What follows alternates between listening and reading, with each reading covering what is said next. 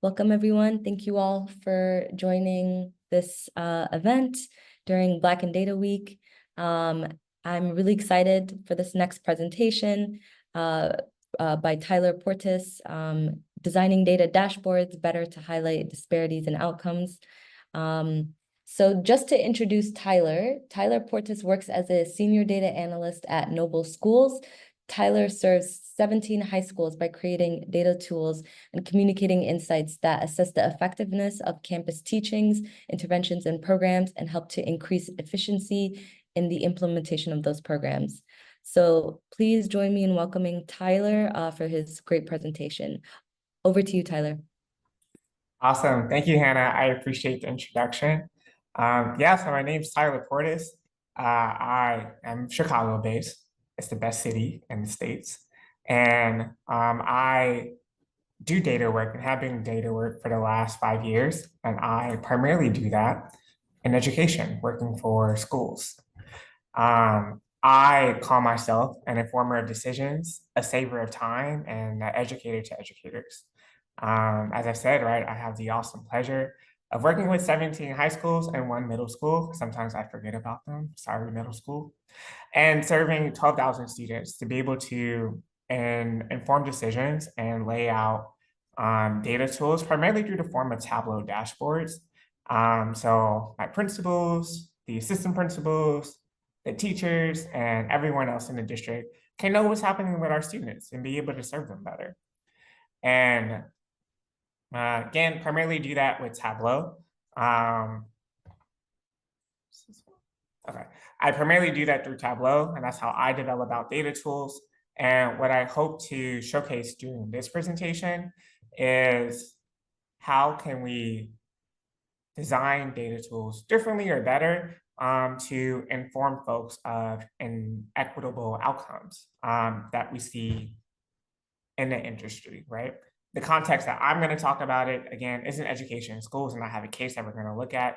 But the different, say, features I'm going to talk about or different design ideas, they can be applied across industries, whether that be, I know today it's health and education, so whether that be health or whether that be public sector or whatever else, right? Whatever else is meant to serve people. And what I have been doing over the years, right, is really honing in on my technical skills with Tableau. And then figuring out how can I then use those technical skills, use all these different things on Tableau to build out better tools. And something that's happened in education over the last, say, 2 decades is before Tableau became a thing, or just the idea of organizations having a dashboard. Say a school principal, they would get a report that says, hey, here's your average, say, ACT score for your school, your average testing score, right? And then over the years, folks were like, oh, we need to disaggregate data. There's no way that I can know how specifically my Black students are doing or how my students with disabilities are doing. It was just giving me this one number for my school, right?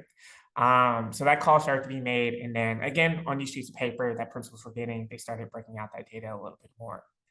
And then as time has continued to go, where the private industry, they started investing in, say, Tableau BI resources, education was like, we need that too, to be able to democratize data across the network. So say everyone's able to get to a dashboard and investigate data questions that they have.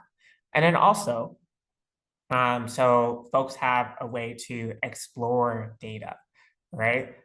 So that way, they're not only looking at a bar for Black students. They can also say, okay, now what does this look like for Black students and students with a disability? What does this look like for my multilingual students and my students who are in 10th grade, right? They're able to dig a bit deeper into data questions that they have so they can explore what is going on. And that has been a rising thing, at least in the education sector with, say, data dashboards, is creating tools for folks to explore. And over the last year, I've been thinking more about these exploratory tools and wondering what else can be offered to school leadership teams so they can have more that assist them in that decision making. And I am not suggesting a into exploratory tools with 20 filters that folks are able to engage with, but just additional things that folks have access to that can provide a dynamic, curated experience to highlight outcomes across student groups.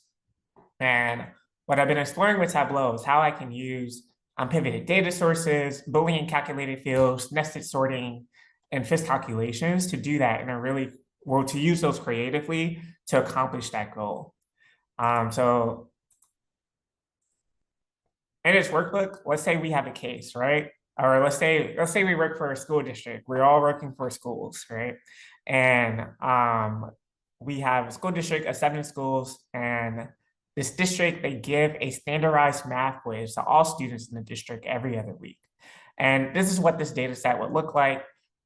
We have student demographic fields, so like the campus, the gender, race, gender, IEP, so students with disabilities, and then ML status, are they a multilingual student or ELL student, as former language, and then the student number.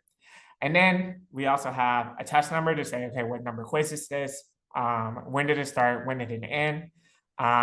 What standard is that particular question is looking at?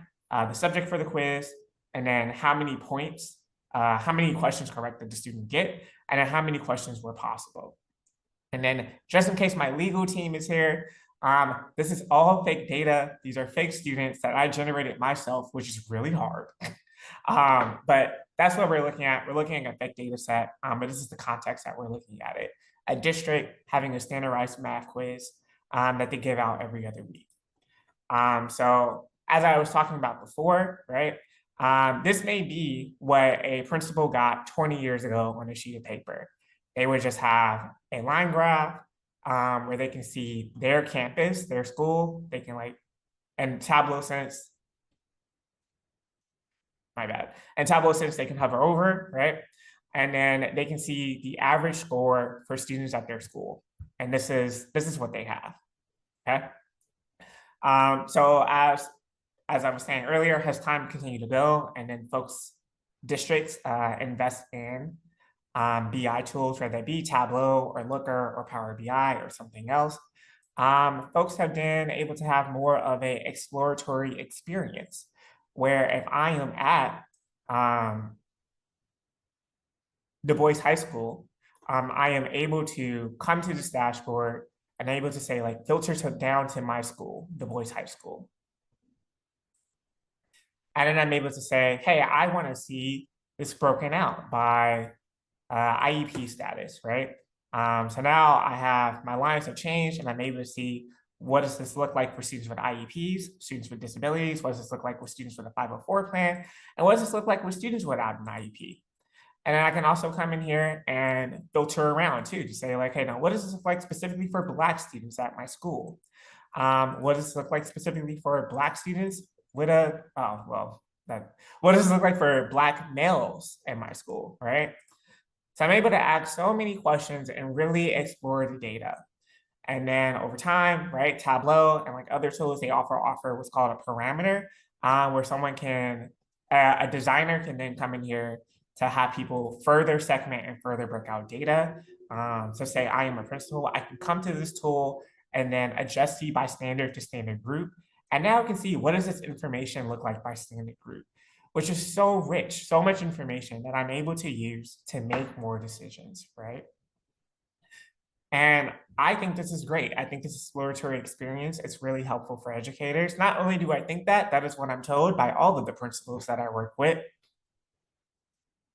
By all the principals that I work with. So as we move forward in thinking about this, right, or as I continue to think about this, I wonder what else can be offered to my principals, to my school leadership teams, that does more to quickly highlight inequities and outcomes. If I wanted to know which groups are not meeting the goal, right? Not meeting the goal that I have for my school, I have to be willing to explore and have to be willing to click around, right? And I would also have to come in here and then say, adjust this line breakout to ML status to see what does this look like for multilingual students versus non-multilingual students. And I will also click on this again to see what this look like by, I have it filtered right now. But coming here again to see, okay, what does this data look like for Black students versus Hispanic students versus white students at my school? And then click on it again to see what does this look like by gender, right? So I would have to be willing and have the, not necessarily technical skills, but technical willingness to come in here and explore this data. And if you're at a school where there's a lot of needs that you're constantly responding to, it having a more curated starting point may be more helpful. And responding to one of the questions that came in, is the data extracted from a school's database or is it connected to Tableau? In my real world context, it is connected to a BigQuery database. And we have just different data automations to push that data into BigQuery that then comes from a testing platform that we use. Before, and this demonstration is connected to an Excel sheet that I made. So I'm going to move us forward, right? Along with the idea of what else can be offered to more quickly and just better highlight inequities that exist in outcomes for this quiz. And the first thing that I'm going to show is the first thing I'm going to show is like what would it look like to have an unpivoted data source. And what that means is if we go back to our case context, the way the data is coming in right now is that there is a single row for each student, single row for each student, each quiz, and each standard. One way to adjust some things around is unpivoting the data where there is a single row per student, per quiz number, per standard, and per demographic marker that that student has. And by doing that, we are able to then have, I got scared, I thought it wasn't here. We're able to then have this breakout right here, this filter option called column categories or demographic categories. So I, a principal, I am then, or school leadership, I am then able to come in here and then say select all. And then I now can see this data a bit more quickly, right? By my 9th graders, 10th graders, 11th graders, students with IEPs, Black students, white students, and such and such and such, right? So now this data is just put right in front of my face. It's right here. I cannot ignore it. It's right here, right? So this is already a step. And I realize I missed a filter over here. So give me one sec. I have to unfilter something on this page. Okay. And then in addition to that, because I have these column categories, these demographic categories unpivoted that I've added to the peel, the column shelf, if you use Tableau, I'm also then able to have this line breakout still exist. And I'm able to quickly scroll through here to see what does this look like for 9th graders, segmented by 9th graders and also broken out by gender, right? And then same thing, segmented by my 10th graders and also broken out by gender and so forth and so forth and so forth. So already adjusted, just a slight adjustment to design has put right in front of our school leaders, our school leadership teams, some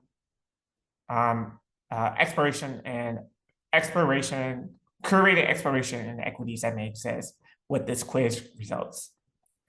And quick BTS, behind the scenes. I'm pivoting data. This is kind of what it looks like on SQL and Python.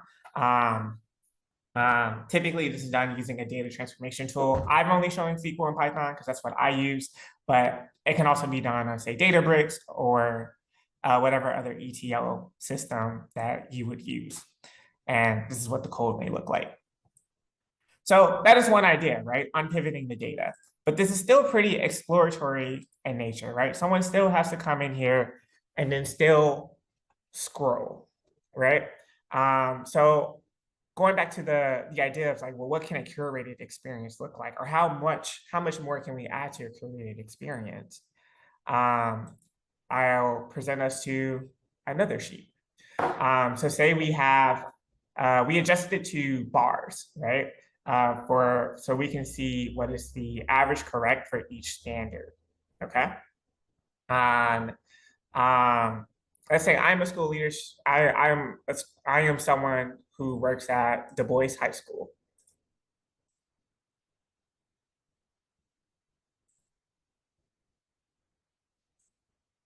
I am able to select more campuses to be able to compare my high school. Oop, I said this incorrect. My bad. I work at Chavez High School. And then now I'm able to select another campus to quickly compare my high school to other campuses in my district.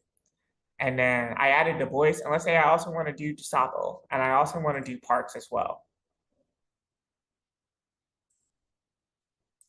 All right. I can come in here and compare my campus to other campuses. And this is great, but this still has the same feel as the exploratory tool. So how can we use color to focus attention, right? So our next tab is a redesign of what that may look like. And by having Chavez, my focus campus that I selected here, on blue, and having everyone else the same color, different color, I'm able to more quickly find my school. So say instead I was Du Bois, right? I would select Du Bois, and now I can again more quickly find my school across the bars. And this is a way that using color, we can focus attention so school leader has an easier time um, investigating and understanding what's happening at their school in particular. And in addition to that, the same unpivoting features still exist as well, where someone's able to come in here and then click on gender and click on, say, grade level, and then they're able to they're able to see their data for their school for the average correct. And then they're also able to see the 9th grade, the 10th grade, the 11th grade, female and male, and then also have these benchmarking points as well to see what does this look like for their school and other schools in the network, which is very valuable for our school leadership.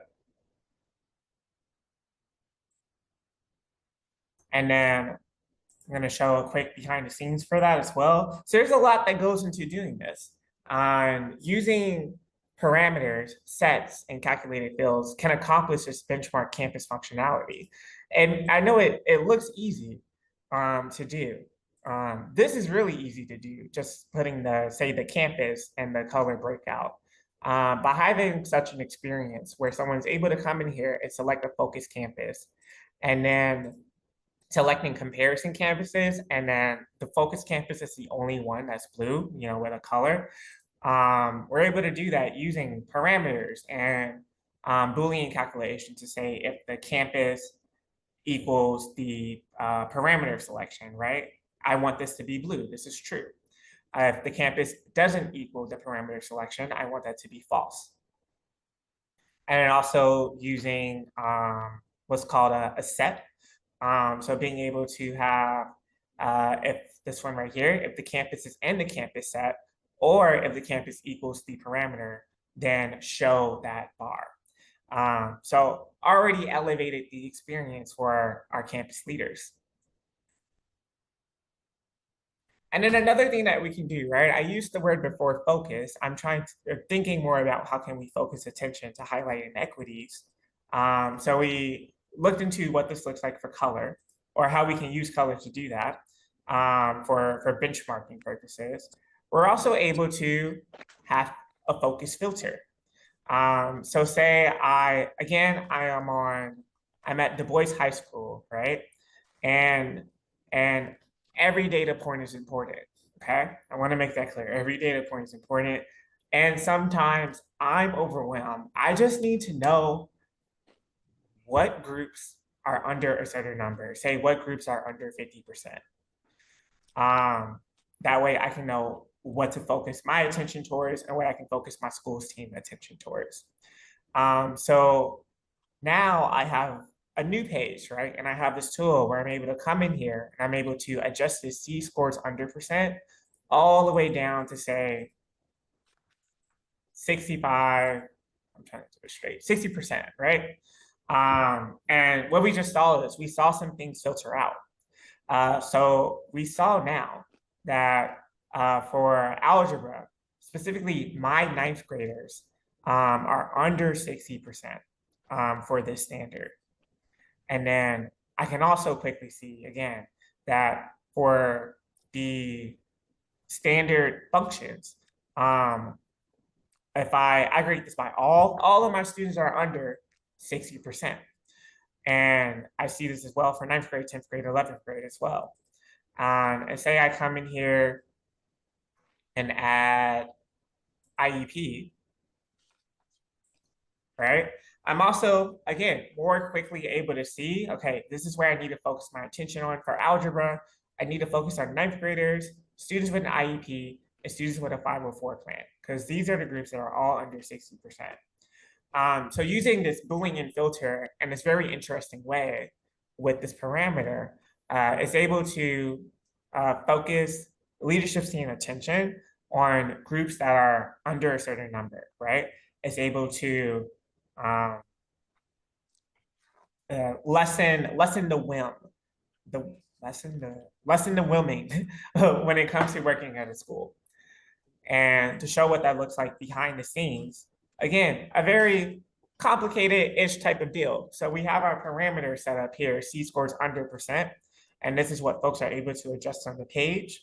And then using parameters and fit calculations, we're able to accomplish something where this is the key part. This is where things get a little bit hard, where we didn't necessarily filter any bars that were above 60%, because Parks High School is still here and Tubson High School is still here, and they're above 60%.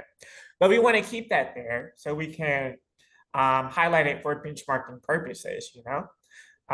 So using fit calculations, we're able to set a calculated field to say, for all of these bars, I want you to tell me what the focus campus number is, which is 59%. And then if the focus campus number is below the C scores under, then show all of those bars, right? So this is a very creative and cool feature that goes further to highlight and focus attention for school leadership teams, and also so they can still do that benchmarking and compare the boys to DuSable, into Parks, into Tubson High School.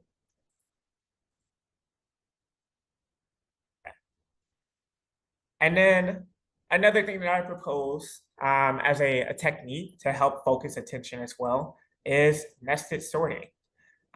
So we had our other page before where we had our algebra, and we're able to see ninth graders, students with 504, and students with IEP at our school. Those are the schools that are below, I'm sorry, those are the student groups that are below 60% currently. Another way to focus attention as well is using sorting. In this case, where things get a bit more complex, nested sorting. So by sorting the bars across these three fields, which I'll talk a little bit about a little bit more, we are able to not only to be able to quickly determine, okay, which student groups may need some attention, more attention, by using the filter, right? And we're able to get there quicker as well by sorting the bars for the campus. So we have our 32%, 44%, 46%, 48%, and then same for the other, what's called a pane, or the other segments. But in addition to that, the student groups, they are sorted as well in the secondary layer, where for DuSable, students with a 504 plan, they're at 44%. They're at the lowest mark. And then students with IEPs, they're at 47%, the second lowest. Students in 10th grade, 51, and then male 53, and then all 54, right? And again, it is such an experience where I am able to come in here, select my focus campus, say I'm at Du Bois. I'm able to come in here, click on Du Bois. I'm able to add the demographic groups that I want to pay attention to or that I want to monitor a little bit more closely. And then adjust the C-scores under to only see student groups at my campus that are under, say, 60%. And then I am then able to add in some comparison campuses. What are campuses I may want to benchmark to that are in my district? And using all of those things together, I can now quickly see which student groups at my school are the ones that need the most attention right now for, say, a particular standard. And also being able to determine, okay, now what does this look like at my school, and what does this also look like at other schools too? Who may I want to collaborate with, if there are any, or who may I want to work more closely with, where it's like, hey, we're at the same number. Let's try to figure out what we can do better for our students. So using all these different things is creating a more curated experience for educators to figure out what is going on at their school, and then also have a guided experience that can then transfer over to using the exploratory tools before that I mentioned, the exploratory dashboards like this one, to ask more questions and find more answers. The step one in this is giving them a starting point, right? Being able to quickly highlight what are some groups, what are some things that you may want to investigate a little bit more. And then it can then use those exploratory tools to investigate those student groups more and figure out, do some what's called a root cause analysis and figure out what's going on and apply some interventions. And then behind the scenes, what this nested sorting looks like is, again, using fifth calculations to have the functionality where the student groups are also sorted, is setting up a fifth calculation to say, if the bar is the focus campus, for the demographic group, that's the number I want you to use to then sort it by minimum to greatest. And this is a very creative way to use a fixed calculation and a creative way to use sorting as well to accomplish it. But these creative ways and these adding these complexities to these Tableau dashboards can help create a more dynamic curated experience for educators to be able to quickly identify and act, right, to support student groups that need the most attention right now and be able to, inform decisions. And I suppose, I don't know, I only work in education, but I like to think that these same strategies on Tableau can apply to other fields as well. And I have been talking for 27 minutes now, so we're almost at 30. So thank you for listening. Thank you for engaging. If you're interested in this, you want to learn more about it, I have this Tableau workbook on Tableau Public to be able to, so you all can explore and play around with it. You can download it, and then you can see how I built some of these things out. And also, if you ever want to chat more about these things, I'm into it, obviously. I've been talking about it for 30 minutes. You're welcome to connect with me on LinkedIn and we can chat. For now, do we have time for questions, Hannah, if anyone has a question? Yes, we do have time. Okay, awesome. Are there any questions that folks have?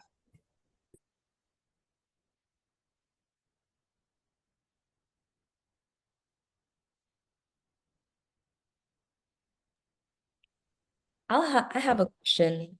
Tyler, I'd love to know, like, have you always been in education analytics, or what was your journey to get into the field?